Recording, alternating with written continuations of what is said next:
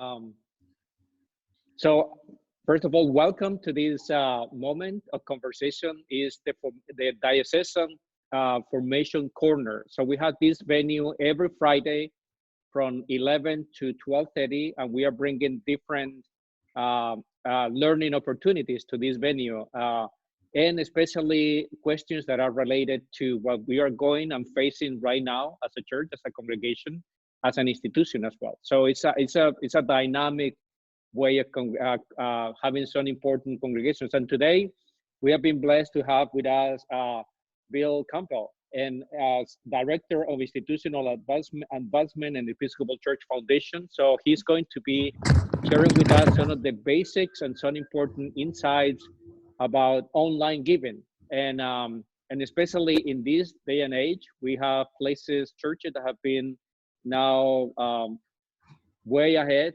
in online giving, some churches that are in the middle way, and some churches that are now in the beginning stage of that. So we are going to be open to receive and be in conversation with all of you in whatever stage you are.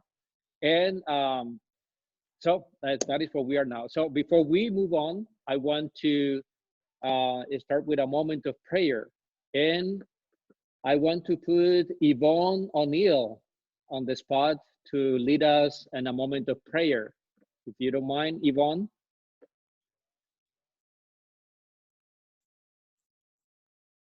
For this beautiful day with the sun shining around us, but as we are engulfed in this pandemic, so we ask your blessings upon all those who are sick, who have been affected by the virus, and we especially ask you to bless the people who are taking care of them. And we ask you, as we gather here together, to discern how our church can continue to minister to everyone by having the necessary funds. We ask you to be among us today as we discuss this important matter. And in all that we do to your honor and glory. So we ask all this in the name of your Son, Jesus Christ, our Lord. Amen. Amen. Thank you, Yvonne. And I now pass the ball to Bill. Welcome, Bill. Thank you so much for the invitation. It's an honor to be here with y'all. I'm down here in Alexandria, Virginia, outside of Washington, D.C., but the Episcopal Church Foundation is headquartered in New York City. We consider ourselves to be very close with the Diocese of New York. We are thankful for all the partnerships and opportunities that we have with the Diocese of New York, and we're always happy to help. I'm going to share my screen with y'all, and when we want to ask questions, I think we should ask questions. Do me a favor though, and ping the chat box or something if you want to ask a question, because if everyone starts jumping in all at once, that might get kind of difficult. I don't know if you'll have a regular protocol for how you conduct these calls, but we're going to have 60 some odd people in this already. And so if we all start jumping in, it might get a little chaotic. And as I share my screen, you won't be able to see everything. Victor, I'm just going to rely on you. If you see something happen and you need someone needs to speak up or ask questions, Victor, please let me know to stop or something. So here we go. All right. So how we move from a tool of convenience to a driver of stewardship. So my name, like Victor said, I'm Bill Campbell, and I'm currently the Director of Institutional Advancement of the Episcopal Church Foundation. Before this, I was the Executive Director of Forma, and many of you might have sent your formation staff to a Forma conference, or you yourselves may have gone to a Forma conference, or you may have seen myself and others from Forma running around General Convention in Austin, Texas with our hair on fire. And before that, I was the Director of Institutional Advancement, the Director of the Annual Fund, forgive me, at Virginia Theological Seminary. And while I was at Virginia Theological Seminary, I helped spark the online giving program to go from, yes, you will receive a copy of this presentation, thank you. I helped spark the online giving program to go from about a $75,000 a year program to somewhere around $350,000 a year. Now, that wasn't because I'm some kind of genius. That wasn't because I have a better plan for online giving than others. Some of that is just the time when I was there. Online giving wasn't a thing that anyone focused on, and then suddenly including our donors. And so a little bit of what we're going to talk about today is a few of the ways in which you yourselves can either start from scratch or inject a little bit of energy into an online giving program. We're going to go through a few basic pieces. We're going to do a little bit of beyond basics today, but I'm also going to be available again next Tuesday, and I will be going even a step further next week. Now, this matters for a lot of reasons. Before we entered this COVID crisis moment, essential to most secular nonprofits, because online giving is the best possible way to raise your money. And there are a lot of reasons for this, but the main one is that the return on investment, ROI, and the reason why online giving has a wonderful ROI is because emails are cheap. People clicking a link is cheap. Snail mail is not exorbitantly expensive, but it's not as cheap as emails and electronic communication. The other reason why online giving is really important historically is that it's easy to create recurring donors. Monthly donors are one of the most important donors an organization can have. And again, this is more geared towards the secular idea of fundraising. And I'm not going to talk about secular fundraising even a majority of this time, but this is why online giving became so important, was that monthly donors are crucial to the life of an organization. Not only do they give more over time, they miss the money they give to you less, therefore they're more likely to give more, and it's easier to move them up the donor chain. And we'll talk a little bit about this on Tuesday and what I mean by the donor chain or the donor pipeline. It's called a moves management system for those of you who are very familiar with fundraising speak. And then finally, in this current age, when we can't gather, when the offering plate isn't available to us, when a lot of people are actually worried about receiving mail and dealing with mail, and then politically, who knows if we're going to have the U.S. mail after June right now. I am fingers crossed and praying that we figure something out here. If you don't have an online giving platform in some form, you will not be receiving donations right now for the large part. Okay, so we're going to get started, and then we'll start. Well, there is a moment where I will stop and we'll get to some questions in a minute. So again, the first thing you need to know before you're going to do anything, even if you're already doing it, is know your why. If you haven't read any of Simon Sinek's leadership work, I highly recommend it to you. But there needs to be, for us, not just a missional component and a theological component, but then just organizationally in general, any action you're doing, there needs to be a fundamental reason that it points back to your mission and your values, right? And so know your why is extremely important. Online giving is not a big mystery. Online giving doesn't require a committee to sit down and look at your mission statement and values. It's just important to be able to understand the internal reasons why you're creating an online giving program and pushing people to an online giving program. You're going to get pushback if you've never done it before. And it is going to be difficult for people to understand why you're really pushing this program onto it. And so knowing your why and being able to stick to this is going to be important.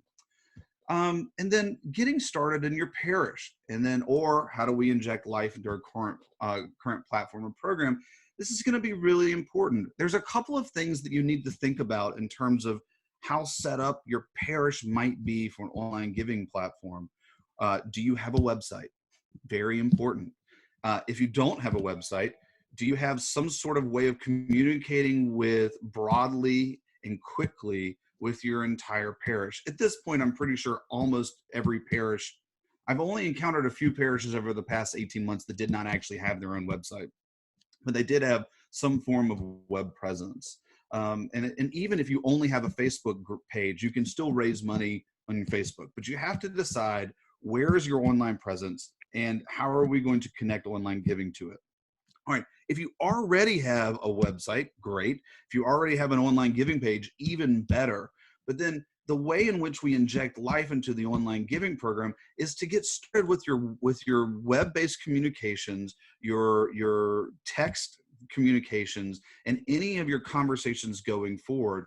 What you essentially you have to have is almost boilerplate language that every single person in your organization knows and can say in their sleep, along the lines of, I really appreciated our opportunity to speak today. Please remember, if you want to fulfill your pledge or even increase your pledge in this moment, you can go online and do that now. And then the information how to do it. That is one that I just made up.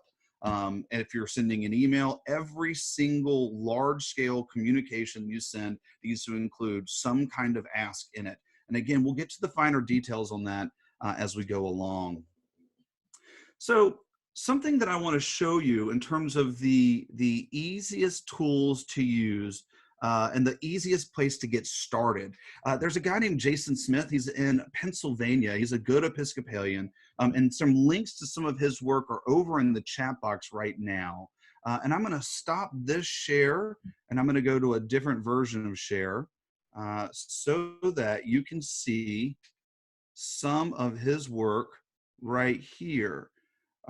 So a couple of things to note. This right here is his guide to online giving, right? It is a nicely illustrated, simply laid out program that offers a little bit of why, a little bit of context, how you actually shop for a service, how you evaluate sites, how you evaluate the interface, how you evaluate the payment processor, all of the steps you need to take. Now, I need to say off the bat, Jason's givingtools.com actually has his own online giving portal and processing. He is trying to sell you a service. That being said, his service is very reasonable. And he's someone who is a good resource in the church. I'm actually hoping to do a webinar that'll be available to the whole church with Jason in the future. Another key tool is that Jason actually wrote an article for the Episcopal Church Foundation Vital Practices as the COVID-19 crisis was beginning. So you can see this was updated on March 13th in 2020, right? So that was just not that long ago, feels like years ago, but not that long ago. And he tackles some of the reasons why you need to have some sort of online giving process in place. And then he even tackles a few of the ways in which you can accomplish collecting money online. And we're going to get to some of that as well in our conversation today. So the questions, though, that you need to ask before you even get to Jason's tools and Jason's resources are some questions that I find that most people that many of our churches don't know the answer to. Okay, so what system is your website built upon? All right, are you a WordPress site? Do you have no idea what that question means? You need to have some sense of who built your website, who is managing that content. So, for example, someone who I work very closely with is Merrill Watley at Membership Vision. He owns the Formo website, for example. He doesn't own it; we own it, but it is built on his system, and he is the one who can update content the easiest. I also can update content on that as well as others. Now, the Episcopal Church Foundation, Karis Bahagnathan is the communications director, and she works closely with the designers and the tech side designers of the website, but she's the one who manages all the information on that and who can make substantive changes. Those are things you're going to need to know about setting up your own online giving portal. And then this is also really important, and I cannot stress this particular question is more important than you could ever imagine. Who is actually going to be receiving the gifts on the parish end? Does that person understand how to utilize modern software? Does that person understand how to utilize more of an online accounting process than a classic accounting process? And then the last one is, how tech savvy are your own parishioners? Are they comfortable using computers? Are they kind of smartphone savvy? These are just the first questions you need to ask yourself before you get started and even going to see Jason's website, because that is already going to be limiting you into your choices. And the reason why that's important, and Jason mentions this one off the first in the Vital Practices article, is that PayPal is super easy. I mean, you can set up a PayPal right now. Especially if your website is built on WordPress or Squarespace or one of those, PayPal makes a widget that goes right into that. You don't even have to think about it. It's all set up. The money goes into a PayPal account. You connect your bank account to that. It goes through. You could literally have zero tech ability and get a PayPal online giving program set up, and you could be done by the end of this webinar and not have to worry about any of the technical pieces. Now, what's the downside? Where's the catch? PayPal charges a lot of money per transaction. Right? They're at 3%, if not more, and they charge a dollar amount, and I think it's 33 cents or something like that. It may even be 50. It's in Jason's resources. So that's a lot of money for people who are going to be giving to your website. You're going to be, for every transaction, you're going to be giving PayPal more of that money than you would probably need to or like, with just a little bit more research and stretch. And this is why, again, I like to point to Giving Tools and to that PDF that's linked into your chat box. This is why it's very important to really think about, okay, how much time can I spend on this? Who are the people I'm going to be working with? How easy do I need to make it? Is it worth spending the money on something that's a little more expensive in order for it to be easy? Or do we have the ability to spend a little bit of time getting set up correctly, and we can spend less money on the long run and spend a little bit of time training and getting ready to implement a program like this? These are questions that you're going to have to be able to ask yourself. So I'm going to let our former President Obama answer. Is it right for me? Not really. Maybe. It's classified. It's so much of whether or not Text to Give is a good program for you depends on a few key issues. Is your giving page easy to use on a mobile device? Right? Is your website mobile friendly? Does your giving page on your website is it also responsible mobile devices? And this is really important, especially in terms of secular giving, how easy is it to make a gift on your online platform? I will say I am working on this currently, and we will continue to work on this at the Episcopal Church Foundation. Our giving page is cumbersome. It asks a lot of questions. It takes a long time to fill out. And one of the things that I'm noticing, I can't say it's a trend yet, but what I'm noticing is that people go to our giving page and they don't complete a gift. And I know that because I see how many people click to go to our giving page from the emails we send out, and then I see how many gifts actually are successful. And you can see that, okay, I had 200 clicks to go to the giving page, but only 50 people actually made a gift. Now, some of those people just clicked the link because they were curious, but a higher percentage than I would like are people who are abandoning the gift. That's what we call it, abandoning the gift, in order, because it's become too cumbersome. And so one of the things that we've seen become very popular in terms of secular online giving processes is how streamlined can you make your online giving page? What are the fewest amount of questions you can ask and still understand who the person is, be able to acknowledge them timely, account for their gifts, and keep either your accountants or auditors happy. That's important. Keeping your accountants, your treasury, your finance committee, the treasurer of your vestry happy are important, and you need to be able to do that. And that's a fine dance to make their money. All right. Whether or not Text to Give is right for you also will depend on how many members. So when I do programs about digital faith formation and online faith formation, one of the biggest pushbacks that I get, I got a question coming in. Oh, thanks, Eric. Eric just told me that it sounds like I'm tapping my desk, and I am not tapping my desk, but I'm not sure what that tapping sound is from, and I appreciate you letting me know that. I'll try to make sure that there's no more sound coming through. One of the biggest moments for me in terms of cell phone usage in parishes around what came to me when I was doing faith formation for online platforms. And it was made very clear to me that not everyone has necessarily access to smartphones. Not everyone has access to the internet.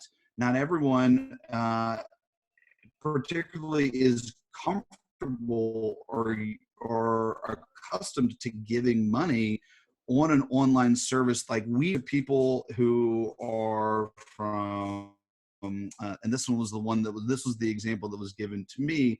Someone from Kenya is very used to moving money around on a old style texting cell phone. The same was true with one of our Hispanic congregations here in Virginia. They were very accustomed to using text message. There are all kinds of chat apps that people are used to doing, and they're used to moving money around through services like Venmo, WhatsApp, and things like that. And they also might be comfortable giving to your organization through those. It really requires you understanding and knowing your congregation. All right, so I'm going to stop right here for a moment, and I'm going to allow us to get into some questions you might have before we move on. Does anyone have a question based on anything I've already said? And I also would take feedback. Eric sent this to me privately, but about that it sounds like I'm tapping my desk, even though I'm not. If anyone thinks I'm moving too fast, if you want me to slow down my voice, let me know. It's okay. I take constructive criticism easily. Don't worry. Any questions you might have?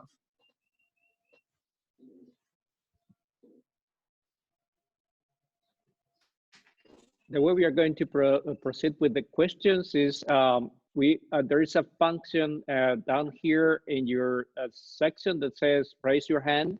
And if you don't mind raising your hand, they say participants, there's an option there where you can do that, and then we can proceed. And so make sure that you unmute. I got a question from a person in here named Divine Love, which, if that's your real name, that's a wonderful name. And they asked, can Venmo be used without fees? Yes and no. It requires bank-to-bank transfers in order to be used cheaply. And I'm not even sure that that is considered free even when you start to download your money from it. But it can be used very cheaply if someone connects their bank account to it. If they connect their credit card to it, they're actually at like a 3.5% fee, which is high, really high. But they sometimes charge that fee to the sender and not the receiver.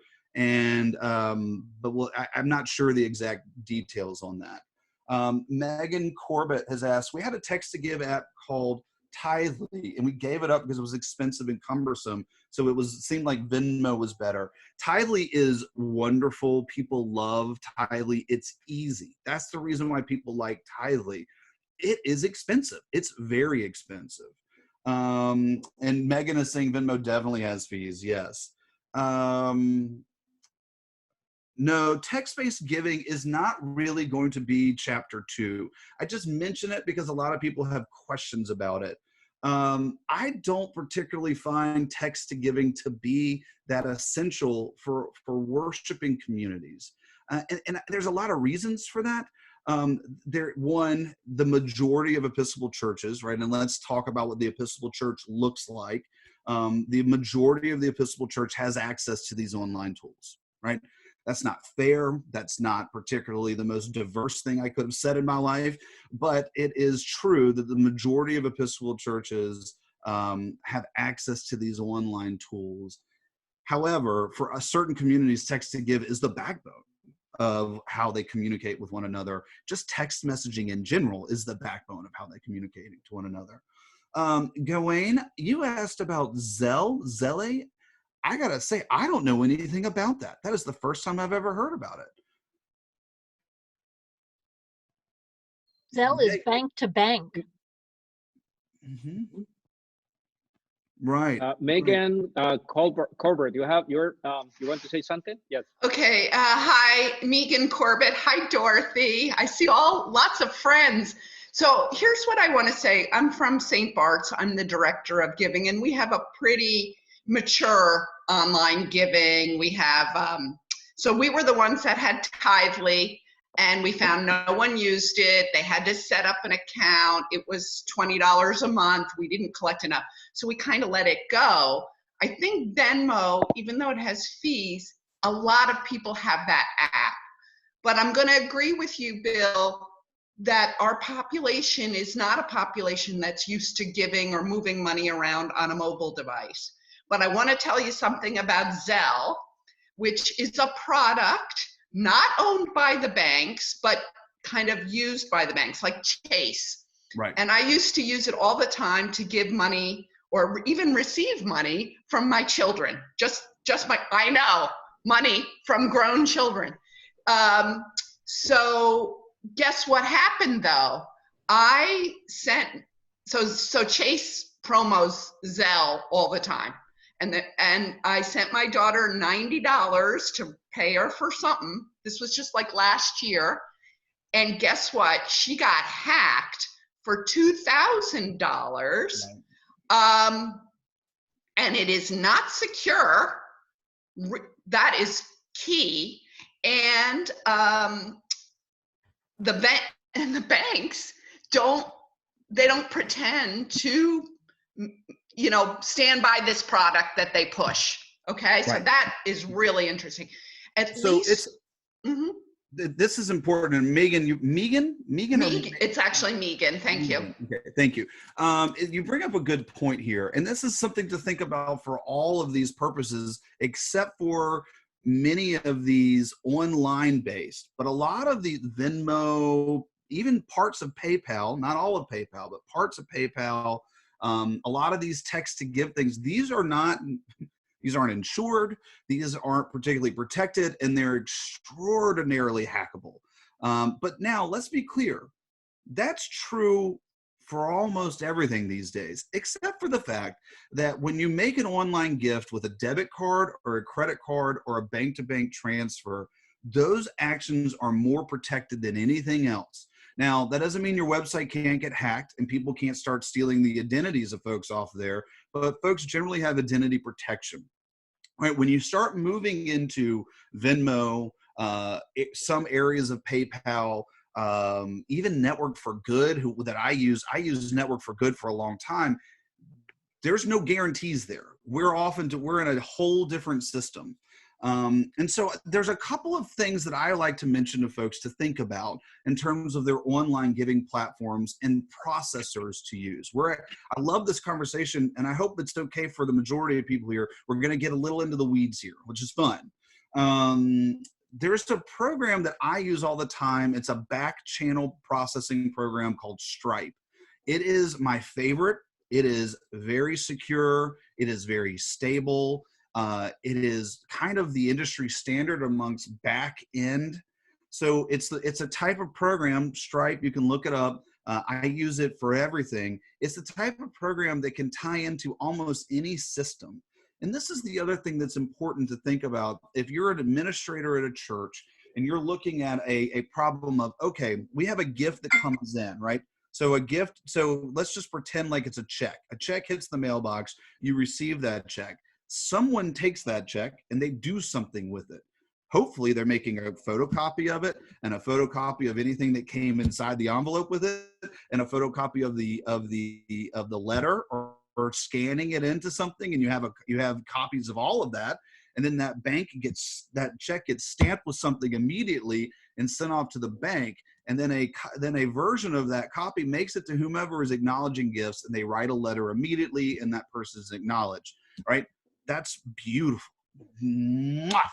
Gorgeous.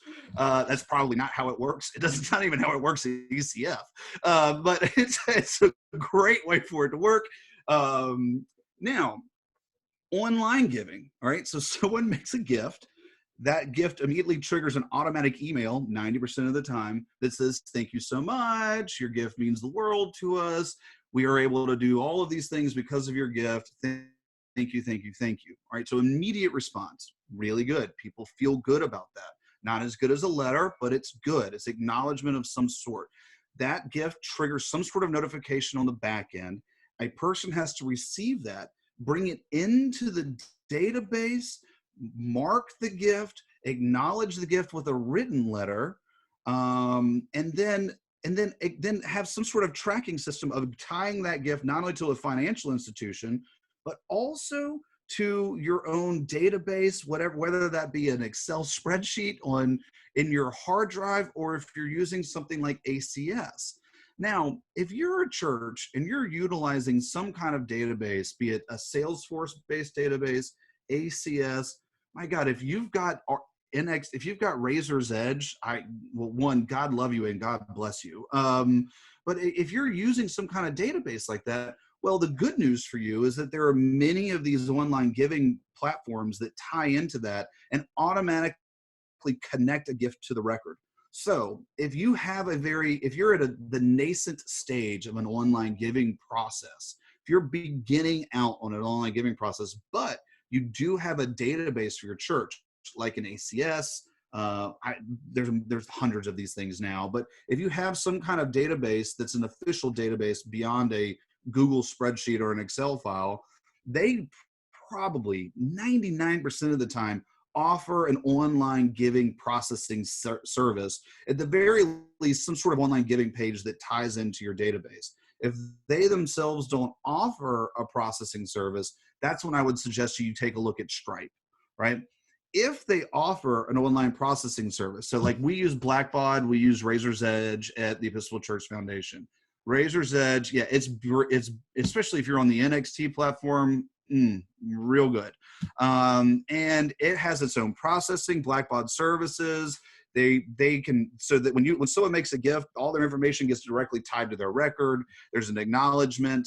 It processes the money into the bank. Everything is taken care of all at once. It's so easy. That's why online giving is important. That's why all this stuff is important. But it's a little bit like, y'all, think about all the things I just said. Someone has to understand all of that. Someone has to be able to work with all of that, right? If I'm sitting here talking to you about this, everything I just said over the past 5 minutes, if that sounds like Greek to you, one, you're not alone. Not at all. You're not alone. Two, it sounded like Greek to me 10 years ago, right? Now I'm 38 years old, all right? So this was new to me a while ago as well. It's not hard to learn. It's hard to get your head around. It's okay. There are easier systems to use, right? Like I said, Andrew over here is, our parish doesn't look like most of the Episcopal Church. Little online presence, few resources, and more people who text than go on the internet. Okay, so Andrew, we're going to spend some more time on Text to Give next week.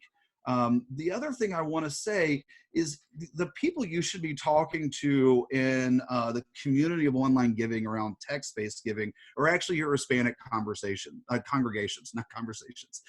Hispanic conversations too, but congregations mainly. And in fact, my guess is that Victor could probably connect you with some folks who are doing this work.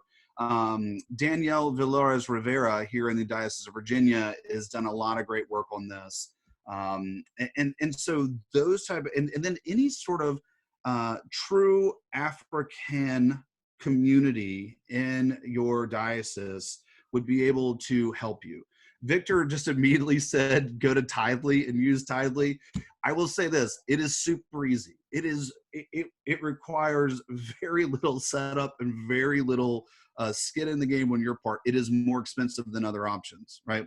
And what I mean by that, just to go back and explain again what I mean by that, you should and could set up an online giving program. It doesn't matter if it's text-based or online-based, for around a 2% fee per transaction, right? There's some that even now are at like 1.7, right? Whatever. 2% is good. If you're finding it around 2%, you're doing well, right? Tithely, PayPal, even parts of Venmo, they're 3 or higher, right? And so, okay, if someone makes a $100 gift, right, not a big deal, okay? Someone makes a $100 gift, whether it's a 2% or 3%, it's not a huge deal. However, if 1,000 people make a $100 gift, right, which is the goal, suddenly it becomes a big deal, right? You're starting to lose hundreds of dollars, right? An example of online, like why online giving has become so important, and the effect of transaction fees that happened to us at Virginia Seminary, was we had one of our larger donors at Virginia Seminary. She made a substantive gift to Virginia Seminary when we were rebuilding the chapel. And she wanted to make that gift with her credit card because she wanted the points. All right. And which seemed ridiculous to me at the time. However, I'm not going to say no. It was lovely. It was a massive gift. She had to do it in installments because of the size of it. Yay, dream gift came in the door. But, you know, the processing fee suddenly became one of the most important things in my life for about 2 weeks, right? And so we were doing everything we could to switch quickly to a tiny processing fee. We wound up using some system that was incredibly technically complicated, but because of all the complications, and it was cheap. And so we were able to get the gift in using the smallest fee-based service, okay? Yes, Father Steve says Tiley is expensive, all caps. He's not wrong. He's not wrong. However, Father Steve, I will say this: it is easy, all caps. So that's important. You got to determine what you're willing to spend on. Adding the option of covering the fees, yes, we found that as well when we did when we changed our online giving to Network for Good. Network for Good allows the opportunity for donors to cover the fees. I actually had like a 98% fee coverage rate on my Network for Good. That also bore out with using Eventbrite for events. About 98% of people covered the fees themselves. ACS Realm, okay, y'all, ACS about 14 years ago was the bane of my existence, and I would have told anyone using it to just get out. I love the new system. I absolutely love it. I think it is a good update. Over the past few years, they've done a good job with it. And I think their online giving platform is really usable. I think it's good. I think it's solid, it's stable, and it's good. Good Shepherd, you're seeing a lot of good advice being here. Realm, again, it's good. It's a good, stable system. So Reverend Hal Rourke has this whole thing. I'm guessing, Hal, you're sending this out to your entire congregation, the Church of the Good Shepherd. By the way, I was born and raised at a Church of the Good Shepherd in Augusta, Georgia. Great name, good work. And so, Hal, do you want to say a couple of things real quick about this? Real brief. You're on mute. You just muted yourself. I'm unmuted, right? Yeah, you're fine now. You're good. Sorry. So we, like others, we were having real challenges of getting pledges in. So we decided to do a number of things, and we thought the online would be the big thing. And we're finding that mailing it through the mail and then dropping it off at a new drop box on the side of the building, believe it or not, are the two things that people find the most comfort with. I think part of that is there's a need to kind of be around the space, and we're a little more rural, so it's a little different here. But it's hard getting people, to your point, it's hard getting people to kind of move into online giving when they're not used to that. We're finding that to be a real hurdle. So thank you for this. It's very, very helpful. Sure. Well, that's interesting that you bring up moving people to online giving. There's a part of this that you have to train your donors, right? What is Oprah's like favorite advice to give people? You have to train others how to treat you. You have to train your donors to move to online giving. And I mentioned this it was like a throwaway line at the beginning of this about how we moved from a smaller system of online giving, a smaller portion of our online giving at Virginia Seminary, to a much larger portion of online giving. It came through donor training. I hope you don't mind. I'm going to use the term donor because I was secularly trained in fundraising. I hope that doesn't throw people off or push people away. Your congregants are not necessarily donors in the sense in which of the word I'm using it. However, they are making donations to the congregation, but they're also practicing good stewardship. So how do you train, Megan? I'll come back to you. I'm coming for you.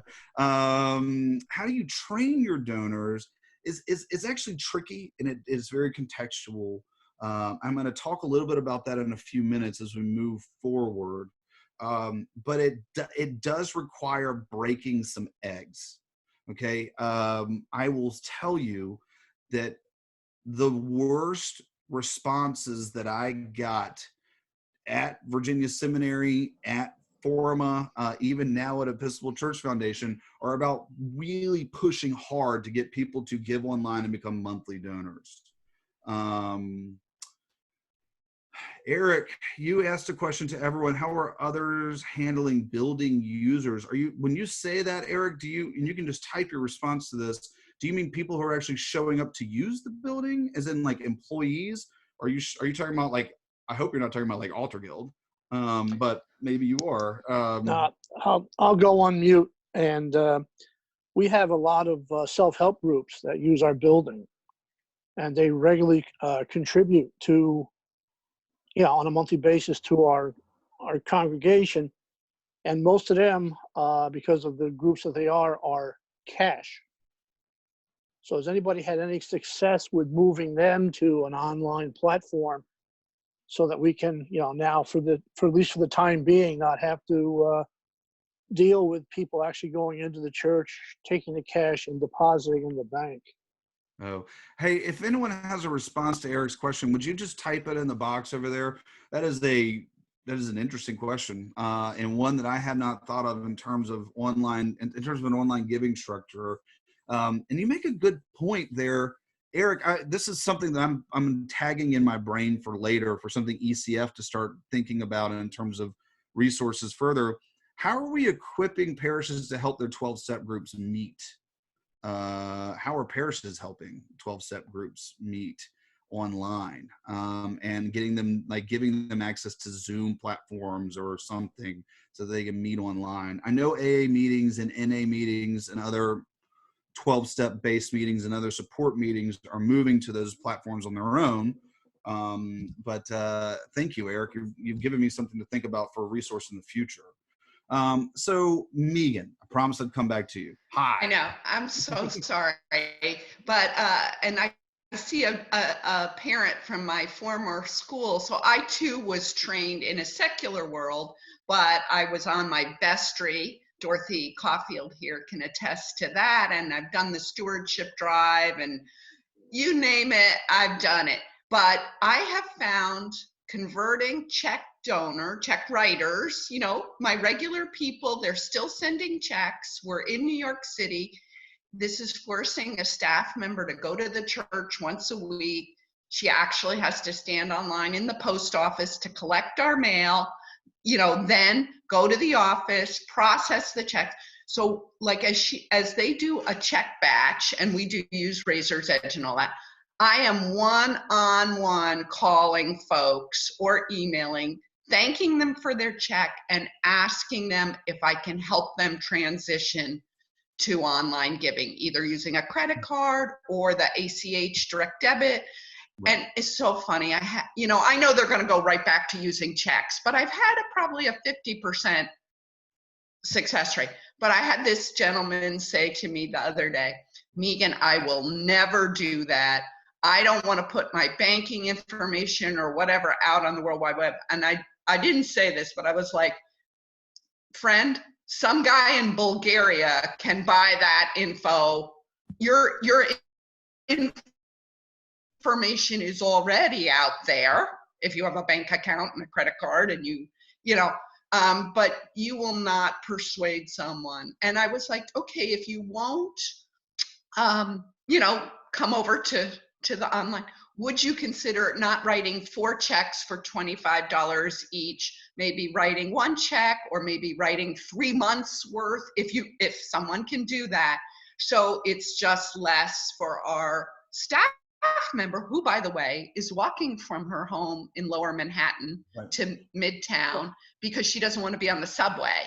Yeah, Megan, I think one of the things you bring up that Hal mentioned in the beginning of his statement is the difference. I mean, if you're I live in Alexandria, I live outside Washington, D.C. If I found out that my congregation, St. Paul's in Old Town, was forcing the accountant to show up and pull something out of a box, I would hit the roof. But my little church in Augusta, Georgia, if they were doing the same thing, you know, there's like 30 people. And I mean, you know, I don't know, it's fine. Augusta has a lot more than 30 people. But it's a different situation, right? There's an easier way to avoid, you can social distance, you can, you know, it's not a lot of people are coming to the box. You can wipe down that box before you touch it. You can do all those things. Now, we got some good questions here. Thank you, Steve. Automated clearinghouse is ACH. What that means, okay, ACH, automated clearinghouse, that is how banks communicate with one another. And the reason why it is so cheap is because of the system that already is in place. It's cheap because they're already having to use this system, and all you're doing is putting your money, right? Imagine there's a river, right? And you want to get from, and the river goes from your house to the ocean, and you want to send something to the ocean. Well, it's costs nothing, and it is very easy to just drop something in the river and it go to the ocean. That is what ACH is doing. ACS is automated church system, and it's an online database for churches. It's really good. Check it out.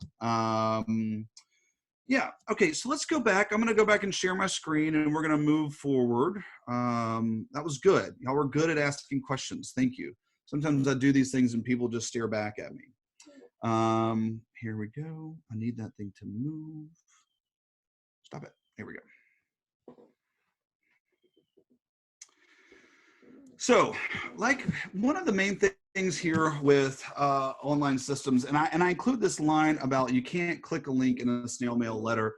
Well, because I was doing a presentation on online giving a few years ago, and someone literally asked the question, well, how do I get them to follow this crazy long link in my letter to them when I mail it to them? And it was clear that, like, okay, there was a disconnect.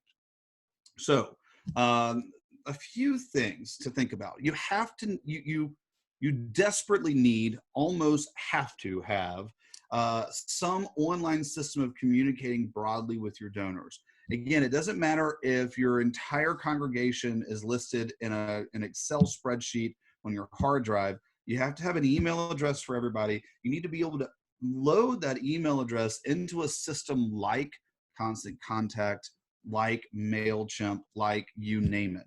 If you're using a database, they probably already give you the option of sending emails to all of your constituents, all of your donors, all of your congregants.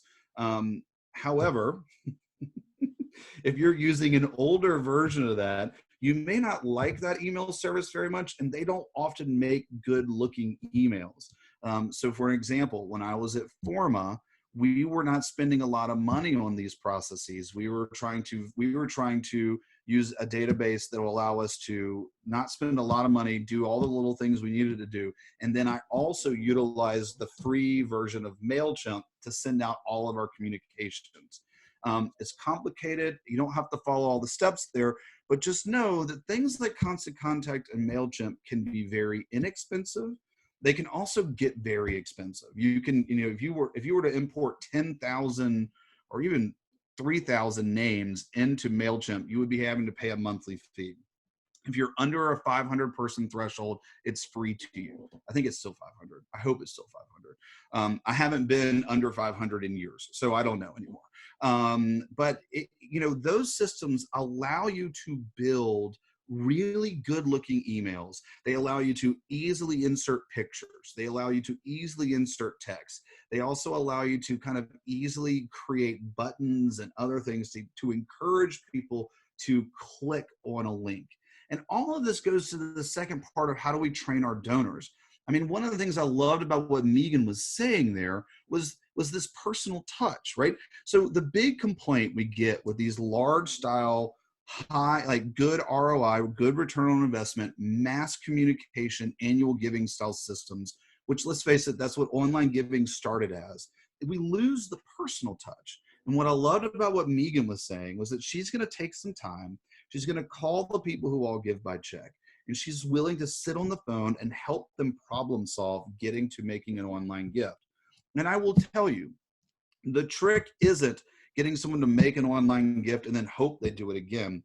If you can get someone to make one online gift, and especially if you're on the phone with them and can really encourage them to click that monthly donation box, you're extremely likely to get another gift from them, right? Once they've done it once, it's very easy for them to do it again. And if they take the moment to become a recurring donor, they never have to think about it again. It is such a powerful system. And a little bit about why I'm so nuts about monthly and recurring donors, and I'll go into this in detail on Tuesday. I'm a big supporter, a big proponent of this book, Nudge, that talks about social engineering in the modern era. It was written by the same guys who built the narwhal system for the Obama campaign. My wife's in politics, so I'm a little bit of a political nerd and junkie, but basically what they discovered through research is that monthly donors are the easiest to increase their gift at a later time. And I'll talk a lot about that on Tuesday. Monthly donors are worth their weight in gold to an organization. So how do we train our donors? The trick here is constant and consistent communication, right? Again, I go back to that, having the boilerplate message, especially now. Anytime you go on a camera, anytime you start communicating with a large audience being more than 20, you need to have some kind of thing you're going to say every single time that says, if you need to complete your pledge this year, please do so as soon as you can. You can give online here. Now, the give online here is important, and this gets complicated for some. It's not easy for everyone to figure out, but you need to create your donation website for your church needs to be as short as possible, right? As in stbarts.com/give, right? Like cogs.org/give. It needs to be, when I work stbarts.org, just in case anybody wants to give. Yeah, in case anyone wants to give. When I worked at St. Paul's in Alexandria, our website was Saint, all spelled out, Paul's, Alexandria, all spelled out, I think we were .net. And then our giving page was .net/donation_give. And I was just the youth minister. I didn't get involved in not just the youth minister. I was a very good director of Christian education, but I also did not at all get involved in the stewardship campaign. And so I knew my lane. I stayed in my lane, but I did point out that perhaps we could shorten that a bit. And we bought up a couple of different domain names, and this is important to think about. We bought up STPALEX, we bought STP, just buying these short domain names to be able to say to people in our snail mail letters and in our communications that were like, even if we were at the lectern for announcements, we were able to create a short, very, very short URL to say to people that was easy to remember. And for those of you who think like, oh my God, buying a domain name, it's not hard. You go to Google Domains, you can find them. You find them that relate to your church name, get a really short one, create .whatever/give. I often highly recommend that people look at .church. I love the .church web addresses. The evangelicals really jumped into .church, and I'm trying to get the mainline Protestant progressive denominations to look at that space as well. So Forma still is, and hopefully still will be, forma.church, right? And so if you're looking for the Episcopal Church Foundation's ministry of Forma, then you go to forma.church, right? And when we created Rooted in Jesus, it was rootedinjesus.church, right? So again, how do we train our donors? We train our donors by having a consistent message. And that message is, you can go here to do this vitally important thing. It is more, and it's right now is a great way to train your donors. Megan's point is an excellent point to make for any congregation who's worried about pushback. Hal, you're in a situation that your person can do that pretty safely. But if you wanted to stop accepting checks, you have the best argument you could ever make right now. It is a matter of public health, public safety, and setting a good example. We need We are a Christian organization. We need to set the best possible example. Therefore, we are going to do this the most ethically possible way. Okay? Now, what kind of problems are you going to run into?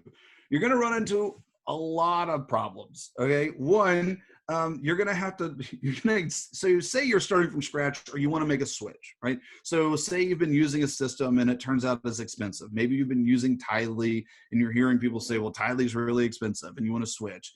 Anything you switch to, you're going to have problems with, and you're going to need to test it, which, by the way, means that you need to have someone who's willing to make lots of small gifts on a credit card or debit card.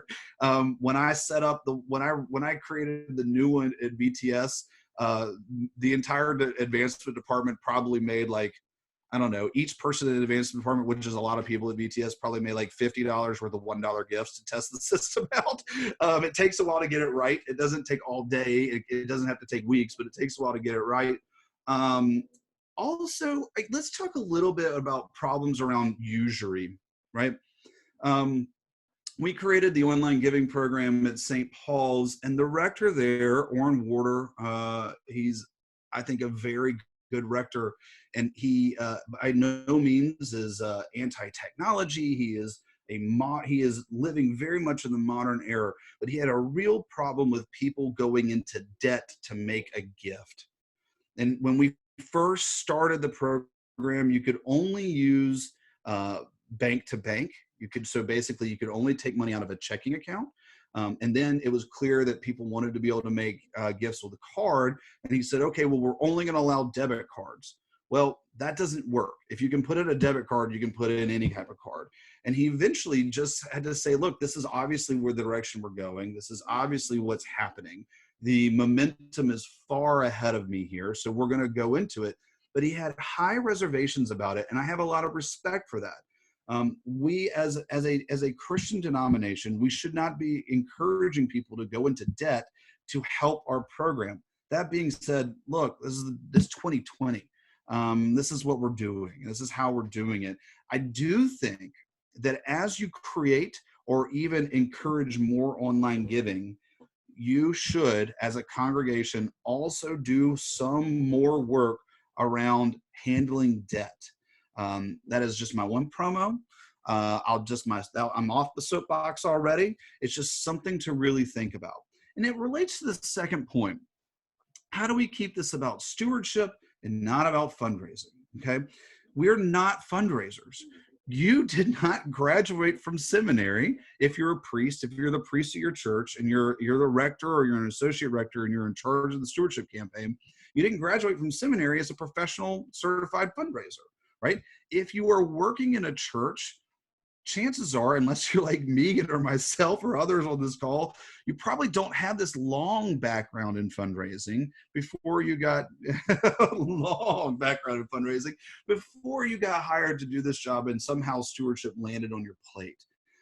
That is just the experience that I have in working with many churches across the church. If that doesn't describe your situation, please don't think I'm making a generalization about your current position or how you wound up there. But odds are that stewardship is something that you've been asked to do, and you may even have a heart and a passion for it. But we're not fundraisers. What we are people who are helping folks put their money where their passion and their heart lies. Okay? And so stewardship is more about relationship and less about encouraging a gift, right? So when I'm working with institutions like colleges and universities, when I'm working with athletic programs, when I'm talking to people in annual fund style campaigns for hospitals, what they're talking about is encouraging the gift, right? So what are the roadblocks we can remove for people to encourage the gift? And when I'm talking about stewardship, if we were to do this pure secular version of fundraising, well, if we removed every single roadblock towards giving a gift, we actually wouldn't be doing any stewardship at all, right? Some things that we do are going to be about putting a few roadblocks in the way of making a gift. And I say that a little tongue-in-cheek because we're not really stopping anyone from making a gift. What we're doing is encouraging relationship. We're encouraging communication. We're encouraging one-on-one communication. any of y'all know right now, and I hope many of you working your congregations are doing some kind of phone tree where you're trying to call the members of your congregation and get on the phone with people as much as possible. I know that we've been doing that at ECF, and we found that people are just dying to talk right now. People are just eager to hear from another person who isn't living in their house with them, and to talk about anything going on outside in the wider world and being connected to something that's not the 24-hour news cycle or anything happening in their living room. And so this is actually an excellent time to start an online giving platform or expand an online giving platform and keep it about stewardship, because people are itching for the conversation. I've got a few questions coming up, so we're going to stop here. I want to remind you all that we've got 30 minutes to do Q&A right now, but we will also have another hour on Tuesday for folks who want to join. I think Tuesday has historically been clergy only. I'll let Victor chime in about whether or not that's going to be the case here. And again, we're going to go a little deeper on a few topics. So we're going to go 30 minutes of Q&A. All right. And then I've got a few final thoughts that I'll share with you as well as we get past that. Okay, so I'm going to stop share. We're going to be able to see each other. So everyone take a second. Make sure you're feeling like you're ready for everyone to look at you. All right. Find my mouse. There it is. And here we go. Okay. So we are closed building. No 12 step means great. Thank you. Challenge is identifying the networks of people who are willing to donate 5 to 15, even if they're not immediately connected. So Gawain, this is really good. All right. You know, we spend, I had to do a whole presentation to the ECF board about this topic alone, because when we're talking about fundraisers, we have a lot of respect, and when you get into the professional fundraising world, right? So forgive me for leaving stewardship for a minute, but when you get into the professional fundraising world, the superstars are the people who have access to these mega donors, right? And so I call them like game fishermen, right? So they're out there trying to catch 1,000-pound tuna, right? And my point to everyone is, look, if you want 1,000-pound fish, I'm really good at catching you 1,000 pounds of fish, right? So no, like, yeah, I know some rich people who are eager to make gifts to certain things. That's just because I've been doing this for a while. That's not because I have some like massive contact, or, you know, I'm not friends with Tom Steyer, although boy, I wish I were, you know, but you know, what I am interested in is creating grassroots response, right? And so I want to see a bubbling up. And the way you do that, right? The way you identify those people is when you start asking the question, you know. So a great conversation to have with someone is someone who makes $100 a year gift to your organization, right? The easiest ask you can make to them is, would you be willing to switch to $10 a month right now? Of course, now, granted, let's be real. Cash flow is a big problem right now for a lot of our congregations, right? If you have someone who normally makes $100 gift in December, chances are if you get them on the phone, you're going to be asking them to make all $100 today. And you should. This is exactly what you should be doing. Any of your end of year donors, any of the people who historically give at the end of the year, you should get on the phone with them right now and encourage them to give immediately now. And fundraising 101, you should also call them again at the end of the year and ask them to make that gift again. But that's beside the point. Right now, you should be asking people to make their gift immediately. However, also, and on top of, you should be asking and encourage them to make gifts online. Okay? Paula, you have a question about text giving for parishes, congregants. So please, Paula, just go off mute and ask it.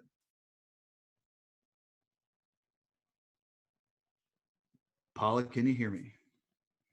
Your audio is not working. So Paula, why don't you type it and we'll try to answer it. Eric, what are we looking at if the United States Postal Service is closed? Well, Eric, you've been here an hour. This is it. This is your best bad idea. This is it. If the United States Postal Service closes down, we will have no choice but to move everything we do to an online giving platform.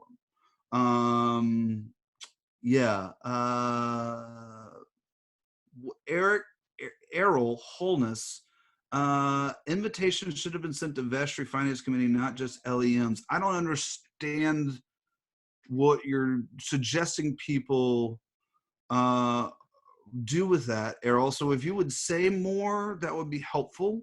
If you can type it, or if you need to say it, that would be fine. We have room for that. Oh, okay. So Paula, we talked a little bit about this earlier, and this is important. The text to give is the solution for that. And I want to be clear too about text to give. Okay, there's a couple of different ways to do that.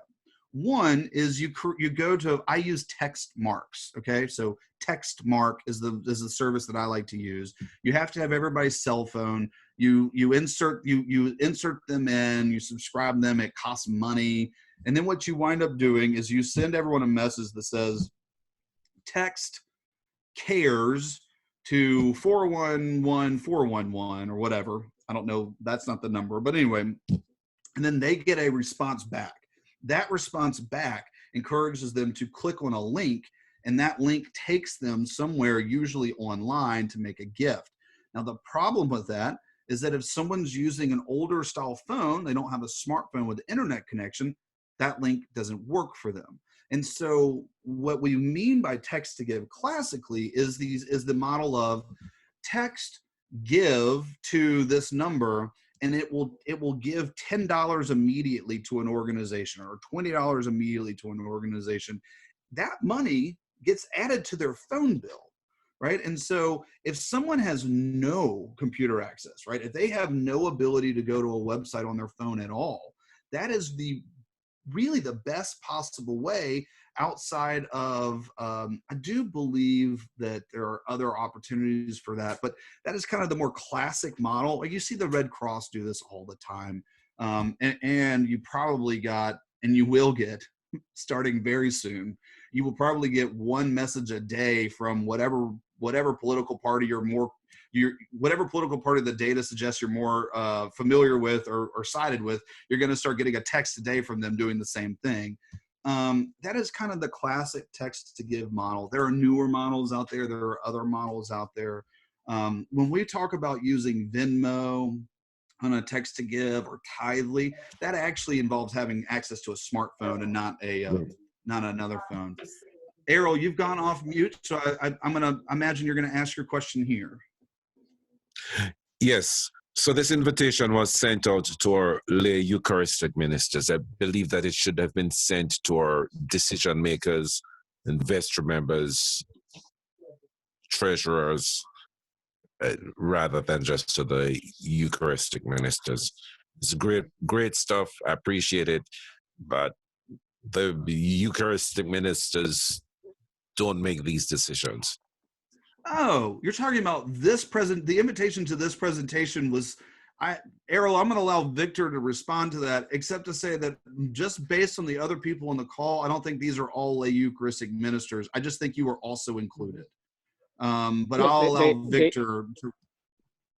Yeah, the email was sent to the mailing list that we have in the diocese. So it's including lay leaders in any positional leadership, clergy, as well in any positional leadership in the diocese as well. So it's a mass mailing that goes out, and the response has been given to everyone. So it's a good point, Errol. Thank you. Yeah, and Errol, the other thing I want to say is, if you're a lay Eucharistic minister at your church, that means that you are a highly involved. You're a highly evolved member of your congregation. And if you want to see something changed, you have every right.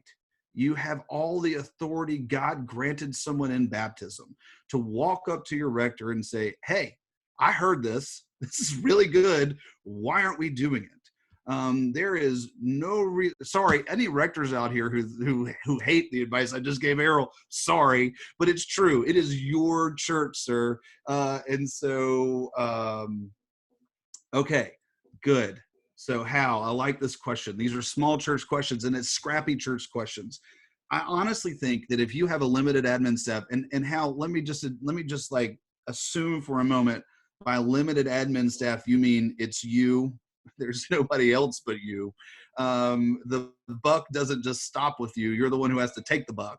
Then I'd strongly suggest that you find one of these all-in-one systems, right? If you're using a database that connects to some sort of online platform, you want to make this as simple as possible. That being said, though, this is important because online giving falls apart when the steps aren't really followed. If there's a system that's all in one and it seems easy, but you hate using it, guess what you're not going to do? You're not going to use it. You're not going to acknowledge your donors. You're not going to send thank you letters. You're not going to send follow-ups. You'll wind up setting up the thank you online. You'll allow that email to be all the acknowledgement they get, which isn't really best practice. So you need to figure out a system that allows you to do the stewardship piece, right? The stewardship piece, we call it, even in the secular world, they call it donor stewardship, right? You have to follow up. There has to be a personal follow-up directly from the head of the organization, or if you're a rather large organization, the head of the giving, the head of giving. So your advancement officer, your stewardship director, someone that is known and seen as being an authority needs to acknowledge that gift quickly. Now, I think normally under healthy, really good circumstances, so not COVID crisis, ECF is running around like a 2 to 3 day response time. That's okay, all right? At Virginia Seminary, we were the same, around 2 to 3 day response time. I mean, the people who have this, like when you make a gift to the Nature Conservancy, I swear before your gift is there, they're already sending you a letter back. I mean, it's unbelievable, but they have hundreds of people handling this, right? So it's a whole different system. Right now, we're in this COVID crisis. Our mail is not being picked up with any regularity. Online giving is robust, it's good, but it's not as good as I would like it to be. We're running about a week on acknowledgments. That's okay, right? I just want to say this for the good of anyone who can hear it, because you can't hear this enough right now. Whatever it is that you're doing right now, it's okay. It's all right. If you want to do a little better job, or if you want to kickstart your online giving, you can think about some of the things we've said here, but remember, the main thing you can do is communicate in a beautiful, intentional, and regular way with your congregation. And I haven't said much about what those communications should say, except that now I'll just point out, you need to also tell people what the good news is, right? Jesus Christ is risen, hallelujah, 1.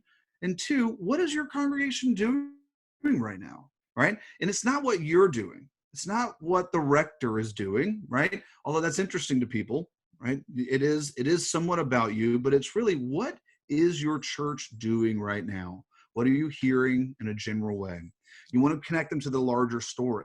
The larger story is the good news in the gospel and what the people of Cogs and upstate New York are doing together, right? What are we doing as part of the good news? So adapt everything, e.g. Google Payments, if there isn't one available.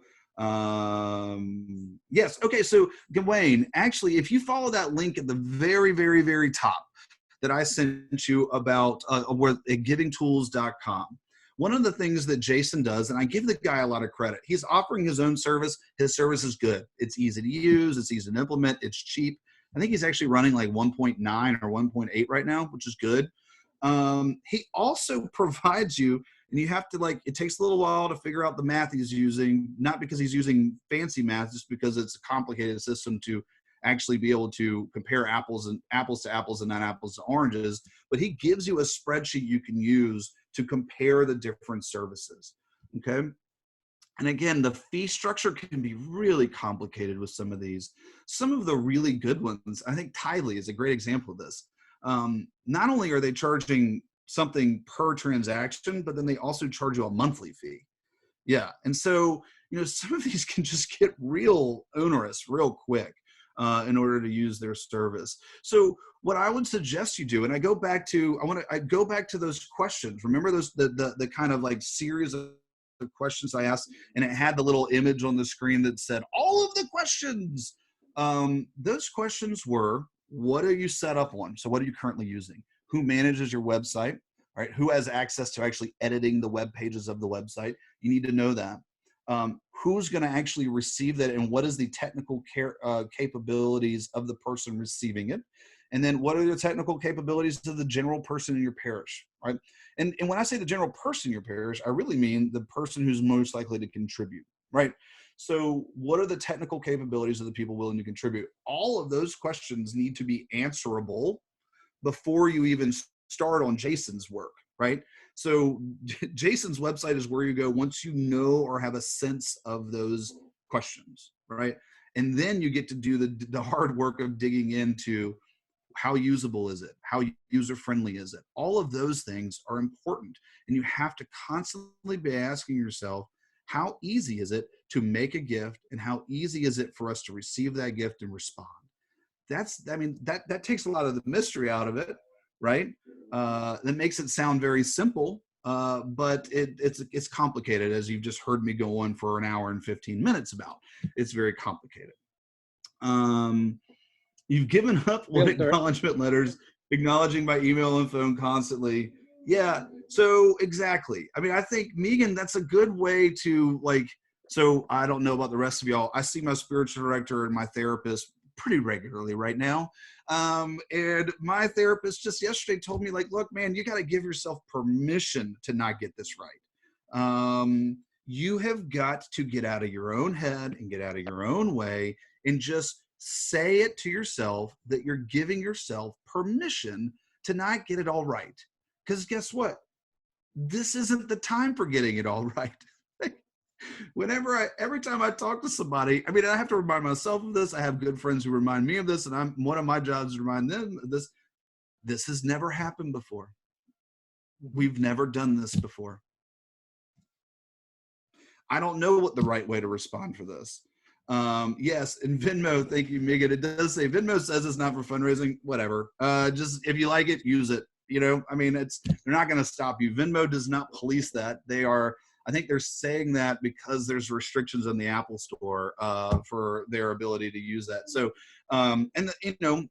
we didn't spend a lot of time talking about Facebook giving. And one of the reasons why I don't love Facebook giving, one is they make it very difficult to set up. You have to actually be able to answer a phone that is legally tied to your organization, which means right now you have to go into your building, which I don't recommend, and you have to answer the phone at that desk in order to get Facebook started up. And part two, Facebook ties into Charity Navigator and Network for Good.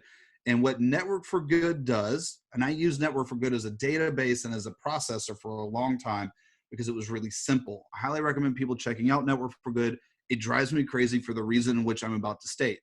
They hold your money for a very, very, very long time, up to a month, maybe longer. So if someone makes a gift, you're not going to see that money for a long time.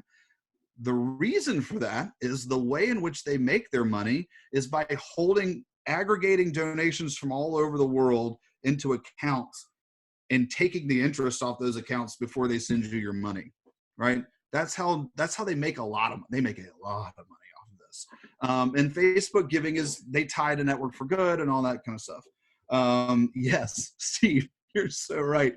Not only is it near impossible to get good accounting, they don't care about that. They have protected the donor on their end, and they're giving you the money. As far as they're concerned, job done, right? So legally, donor intent is the only thing they care about, and they are taking the money and they're sending you the money. Doesn't matter, and it's frustrating. Yeah, no, Steve, exactly. And Steve, we canceled our Network for Good platform for Forma in January, and I still have money tied up in Network for Good. And I am no longer even a Network for Good user. For anyone wondering why we left Network for Good, even though I'm saying like, check it out, take a look at it, Forma merged with ECF. So that's the reason why I work at ECF now. And so that's ECF has Razor's Edge. We don't need Network for Good. So, we've got about 10 more minutes. I'm happy to stick around for questions.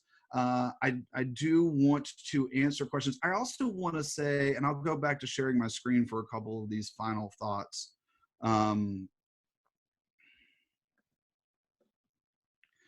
So it's really important. There are literally millions of books on how to do online fundraising, but there's not a single one that deals with this.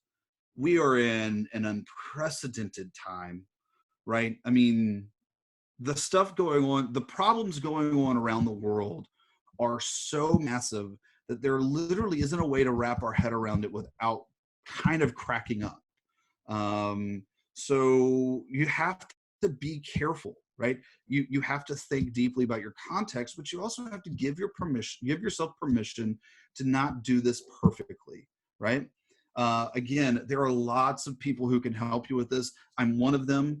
ECF is ready and willing to connect you to people other than me. I will say this, Jim Murphy, who is our endowment management solutions, the head of our endowment management solutions, is also one of the most talented legacy giving practitioners in the church.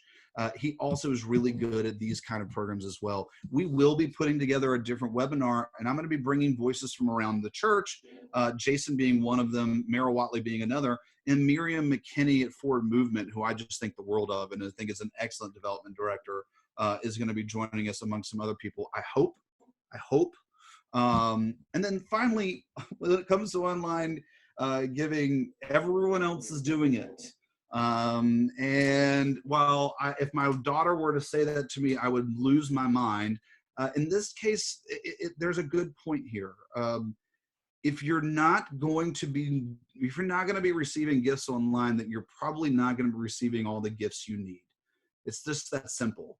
It's just like, a few years ago, when everyone was kind of like hemming and hawing about getting a Facebook page.